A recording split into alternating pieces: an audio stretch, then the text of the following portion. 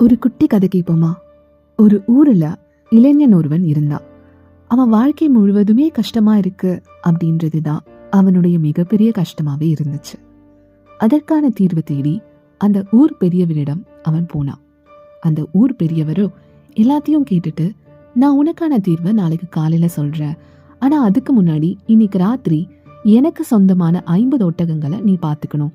அந்த 50 ஒட்டகங்களும் தூங்கின பிறகுதான் நீயும் தூங்க போகணும் அப்படின்னு சொல்லிட்டு அவர் புறப்பட்டுட்டாரு. இதை கேட்டவனும் சரின்னு சொல்லிட்டு அந்த 50 ஒட்டகங்களை தூங்க வைக்க முயற்சி பண்ணான். சில ஒட்டகங்கள் தானாக தூங்கியது. சில ஒட்டகங்களும் இவனது நெடுநேர முயற்சிக்கு பிறகு தூங்க ஆரம்பித்தது. ஆனா மீதமிருந்த சில ஒட்டகங்களும் இவன் எவ்வளவு முயற்சி செய்தும் தூங்கவில்லை, தானாகவும் தூங்கவில்லை. மறுநாள் காலையில அந்த பெரியவர் வந்து இந்த இளைஞனிடம் கேட்டாரு, என்னப்பா ராத்திரி நல்லா தூங்குனியா, ஒட்டகங்களும் நல்லா தூங்குச்சா அப்படின்னு கேட்டாரு.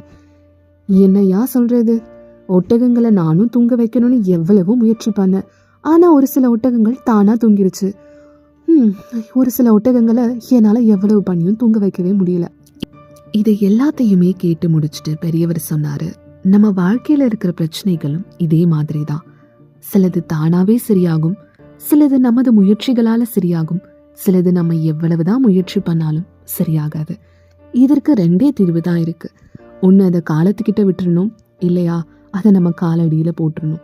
அதை தூக்கி சுமந்துக்கிட்டு நம்ம போகக்கூடாது அப்படின்னு சொன்னாரு.